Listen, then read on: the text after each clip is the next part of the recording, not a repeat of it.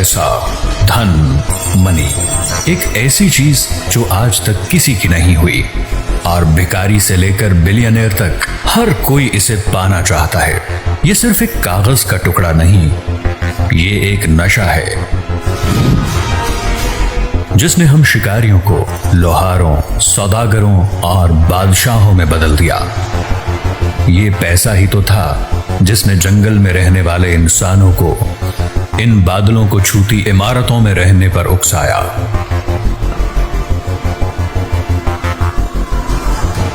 लेकिन पैसे में इतनी ताकत आई कहां से? ये कैसे बना, कब बना, क्यों बना और आखिर ये पैसा है क्या? What is money? पैसा एक ऐसा कागज का टुकड़ा जिसकी खुद में कोई कीमत नहीं, बस ये हमें दूसरी चीजों की कीमत बताता है।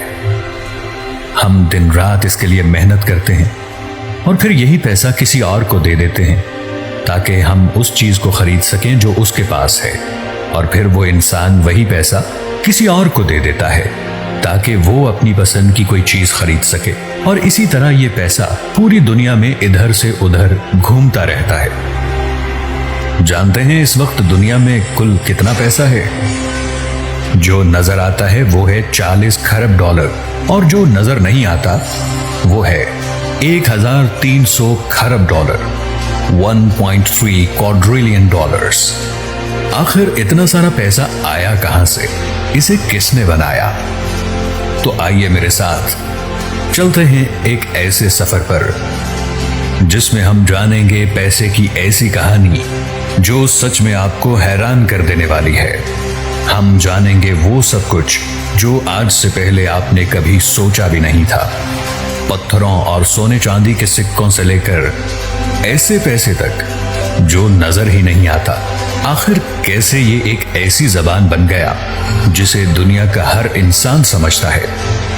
आखिर कैसे इस बेजान सी चीज ने हमें अपना गुलाम बना लिया?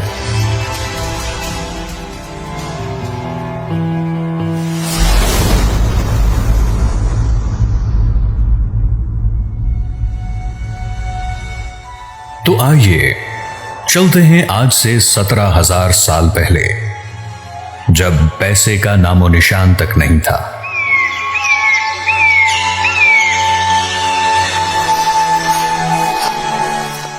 पंद्रह 15,000 क़ब्ल मसीह।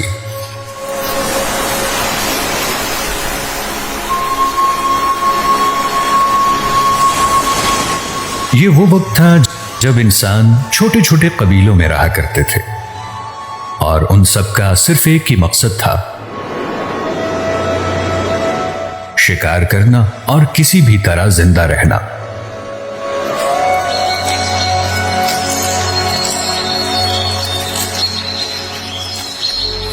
पर शिकार एक ऐसी चीज है जो हर रोज नहीं मिलता, लेकिन भूख तो हर रोज लगती है।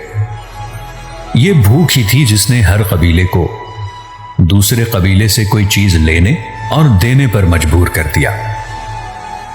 तुम हमें ताजा गोश्त दो और हम तुम्हें अपने हथियार देंगे।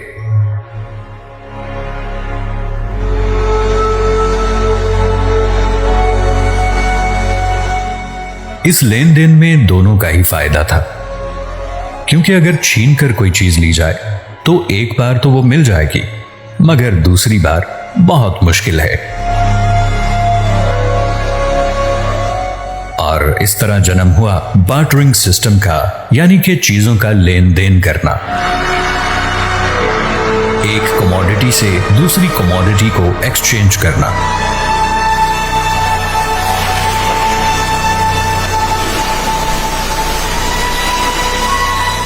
कहा जाता है कि बार्टरिंग सिस्टम की शुरुआत कहीं ना कहीं मेसोपोटामियन ट्राइब्स ने की थी। मेसोपोटामिया साउथ वेस्ट एशिया के एक इलाके का नाम है जहां आज इराक है। यहीं पर मेसोपोटामियन ट्राइब्स रहा करते थे। बार्टरिंग सिस्टम ने यूं जाने कि हमें बदल कर रख दिया। एक दूसरे से लड़ने वाले इंसान अब मिलजुल कर रहने लगे। हर कोई एक दूसरे से ट्रेड करने लगा।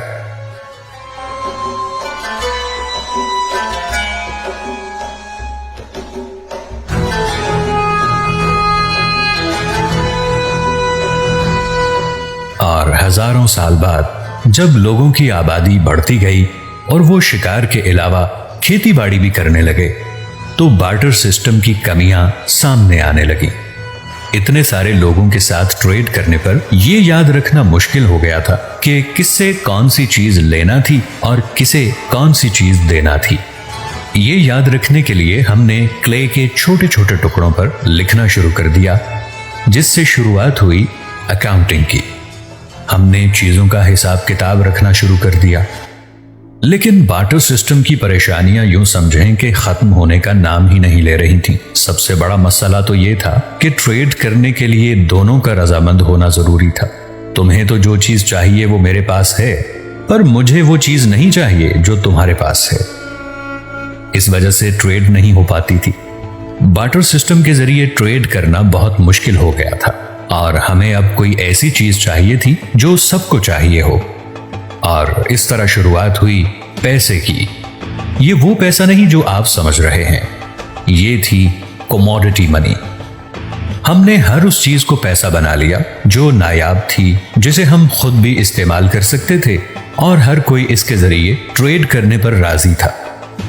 जैसे गाय, भैंस, बकरी, कुल्हाड़ी, चाकू, छुरियां, तीर, तलवार, जानवरों की खाल, टोबैको, सॉल्ट, मोर के पंख, वेल टीथ, अल्कोहल, कौरी शेल्स और यहां तक के इंसानों को भी। जी हां, उस वक्त गुलामों को पैसों की तरह इस्तेमाल करना एक आम बात थी।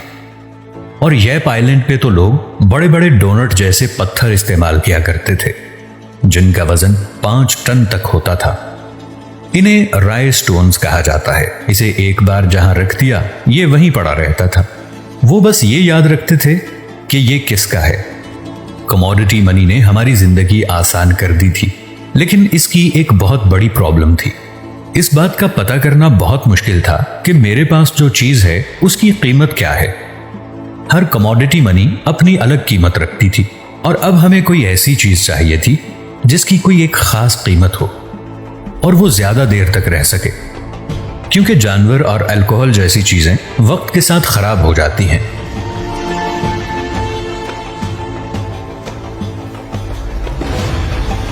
सौ कबले मसीह, आज से 2600 साल पहले एंशिएंट ग्रीस में शुरुआत हुई मेटालिक मनी की। सोने और चांदी को मिलाकर ऐसे सिक्के बनाए गए जिन पर शेर और बैल बना होता था। लोगों को दिन रात की मेहनत के बाद सिर्फ 2 ही सिक्के मिलते थे, जिनसे उनका खाना भी नहीं आ पाता था।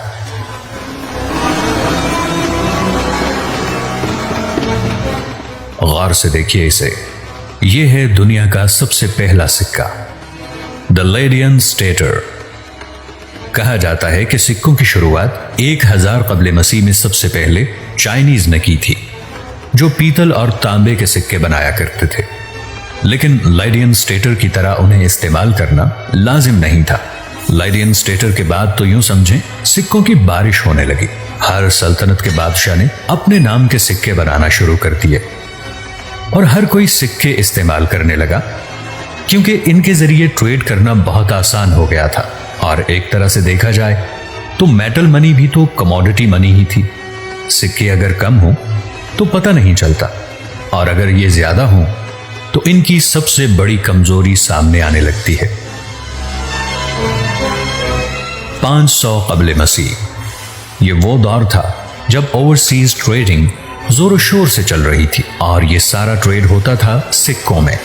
और सिक्के जितने ज्यादा हों उतना ही ज्यादा उनका वजन होता है, और वजन ज्यादा होने की वजह से वो समुद्री जहाज में जगह भी ज्यादा लेते थे और उन्हें ट्रांसपोर्ट करने में बहुत वक्त लगता था, जिसकी वजह से सिक्कों के चोरी होने का खतरा बहुत बढ़ जाता था।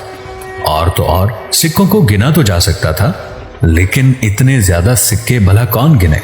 अब हमें कोई ऐसी चीज चाहिए थी जो हल्की हो, जिसे आसानी से शिफ्ट, स्टोर और काउंट किया जा सके। एक बहुत मशहूर कहावत है, everybody likes progress but nobody likes change. हर कोई तरक्की तो करना चाहता है, मगर वो बदलना नहीं चाहता। और यही हुआ पेपर मनी के साथ।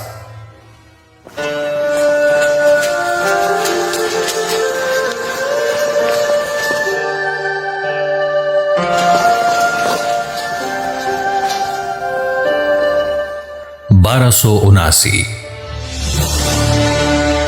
मंगोलियन चाइना का शहंशाह और चंगेज खान का पोता कुबला खान, जिसने ट्री बार्क यानी दरख्तों की छाल से दुनिया की पहली पेपर मनी को बनाया। और जैसा कि मैंने कहा, लोग बदलाव पसंद नहीं करते, और वो करें भी क्यों। कुबला खान उन लोगों को उनके कीमती चमकते हीरों के बदले बस एक कागज का टुकड़ा दे दिया करता था।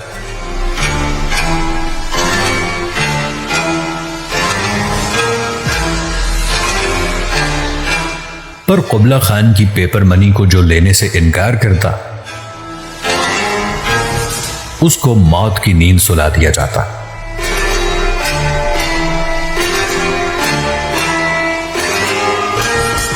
दरअसल ये थी तो पेपर मनी, लेकिन इसे कहते हैं IOU, यानी IOU यानी मैं तुम्हारा कर्जदार हूं।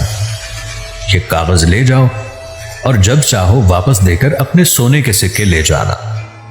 और लोगों ने सोचा, इस कागज को सोने चांदी में बदलवाना ही क्यों, इसे ही ट्रेड करते हैं। और सिक्कों की ही तरह ये आइडिया चाइना के बाहर हर जगह फैलने लगा, और जाने अनजाने में एक ऐसी ताकत की शुरुआत होने वाली थी जिसे रोकना नामुमकिन था, और वो ताकत थी बैंक्स। पेपर मनी की वजह से इंटरनेशनल ट्रेडिंग इस इंतहा तक बढ़ गई कि IOUs यानी उस वक्त की पेपर मनी हर किसी के पास होने लगी। और यहीं पर कुछ ऐसे लोग जो पैसे के प्यासे थे, वो लोगों से उनके सोने के सिक्के लेकर उन्हें IOUs देने लगे। पर